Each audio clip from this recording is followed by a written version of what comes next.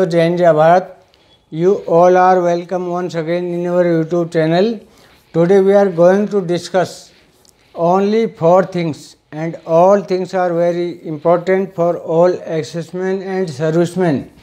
तो सबसे पहले हम बताएंगे केंद्रीय कर्मी व CAPF का जवानों को पेंशन 50% और DA भी लागू। अगला हम बताएंगे 8 CPs नया सर्कुलर जारी, कमेटी गठन और ओल्ड पेंशन स्कीम बहाली पर बड़ी अपडेट है। और तीसरा जवान की पेंशन 60%, पत्नी को पेंशन माननीय कोर्ट का फैसला। और केवल 4 थिंग्स बताएंगे। चौथा है UN मिशन जाने वाले सैनिकों को सरकार का अनोखा तोहफा। तो साथियों, विदाउट डिले हम शुरू करते हैं। पहले हम आपको लेटर दिखाएंगे कि केंद्रीय कर्मियों CAPF जवानों को पेंशन 50% और DA भी लागू। ये लेटर देखें। जैसा कि आप ये लेटर देख रहे हैं, केंद्र सरकार के कर्मचारियों के लिए एकीकृत पेंशन योजना यानी कि UPS 1 अप्रैल 2025 से लागू की जाएगी। यह योजना राष्ट्रीय पेंशन प्रणाली यानी कि NPS के माध्यम से जो है ये आपको UPS की प्रणाली प्रदान करेगा। और वित्त मंत्रालय के अनुसार UPS के तहत सुनिश्चित पेंशन मुद्रास्फीति सूचांक पर आधारित होगी। इसमें औद्योगिक श्रमिकों के लिए अखिल भारतीय उपभोक्ता मूल्य सूचांक के आधार पर महंगाई राहत भी दी जाएगी। 24 जनवरी 2025 की आधिकारिक UPS अधिसूचना में कहा गया है, महंगाई राहत सुनिश्चित भुगतान और पारिवारिक भुगतान पर उपलब्ध होगी, जैसा भी मामला हो। महंगाई राहत की गणना उसी तरह की जाएगी जैसे सेवारत कर्मचारियों पर लागू महंगाई भत्ते की गणना की जाती है। महंगाई राहत तभी देय होगी जब भुगतान शुरू होगा। इसके अतिरिक्त UPS की प्रमुख विशेषताएं और भी हैं, जैसे कि 25 वर्ष की न्यूनतम अहर्क सेवा के लिए सेवानिवृत्ति से पहले अंतिम 12 महीनों में प्राप्त औसत मूल वेतन के 50% की दर से सुनिश्चित भुगतान होगा। यह भुगतान न्यूनतम 10 वर्ष की सेवा अवधि तक कम सेवा अवधि के लिए आनुपातिक होगा। कर्मचारी की मृत्यु से ठीक पहले उसके जीवित पति पत्नी को पेंशन की 60% की सुनिश्चित पारिवारिक भुगतान भी किया जाए। ये सर्कुलर है to all office bureau bearers, national executive members, all general secretaries of state COCs, general comrades. The confederation has been agitated since long in pursuit of genuine legitimate demands. Unfortunately, the government's attitude is stubborn and the demands remain unsettled, resulting in resentment amongst the entirety of the central government employees. National Executive Committee meeting of Confederation held on 8th February unanimously took a decision to hold gate meetings, general body meetings at all workplaces at all stations on 10th or 11th March as an awareness program to popularize our demands amongst our rank and to reach each and every member and prepare them for all kinds of trade union struggles in near future. The charter of the demands for the campaign awareness programs are as under. Charter of demands immediately set up committee for 8 CPC, finalized terms of reference incorporating suggestions, views given by staff side NCJCM, scrap NPS UPS, restore OPS for all employees, release the 3 installments of DA DAR frozen during COVID pandemic to employees and pensioners, the restoration of committed part of pension after 12 years instead of 15 years, remove 5% ceiling imposed on compassionate appointment, grant compassionate appointment in all cases of wards dependents of deceased employee, and fill up vacant posts of all cadre in all departments, stop outsourcing and corporatization in government departments.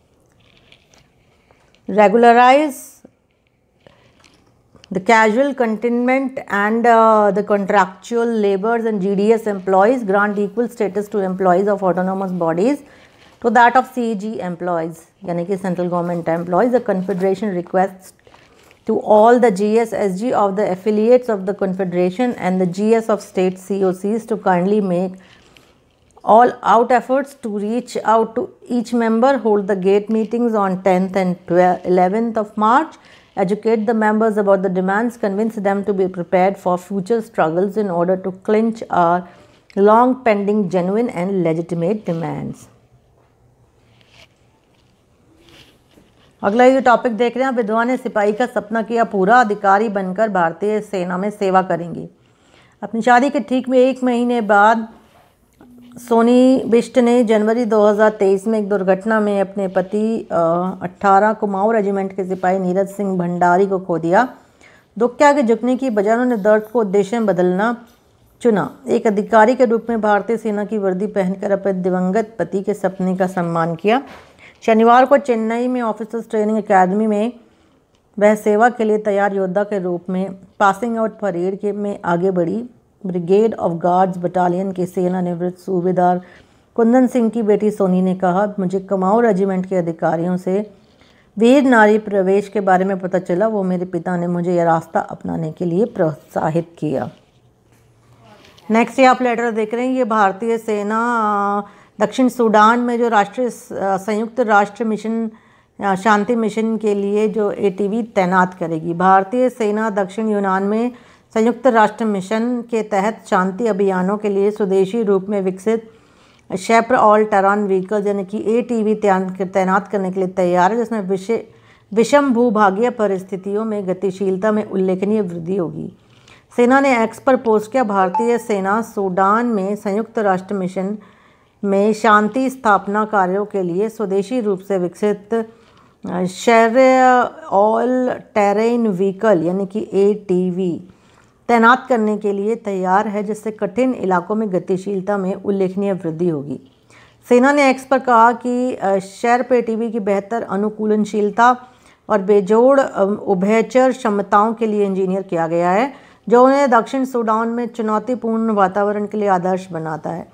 नया एक बल गुणक संपत्ति के रूप में shapers ये तैयार किए गए हैं। ये ATV व्हीकल्स हैं जो कि किसी भी तरह के जो आपके उबड़ खाबड़ रास्ता है या थोड़े से जहाँ पर चलना कठिन है, दुर्गम रास्ते हैं, वहाँ पर भी ये बड़ी ही क्षमता से काम करेगी और जवानों को इसमें तकलीफ नहीं होगी।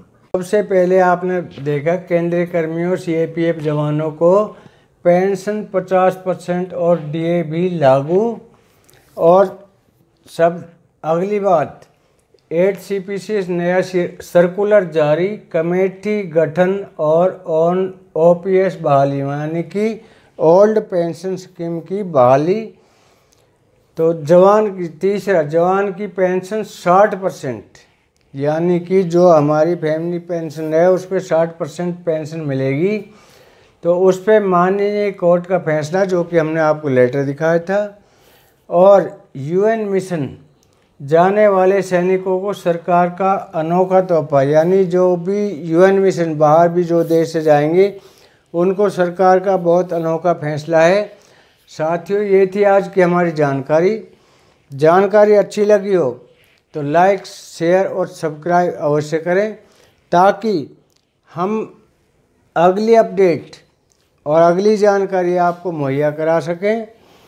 तो आज के लिए इतना ही। वीडियो अच्छी लगी हो तो लाइक शेयर और सब्सक्राइब अवश्य करें, ताकि हम आपको नई अपडेट जल्दी अवगत करा सकें। तो आज के लिए इतना ही। जय हिंद, जय भारत।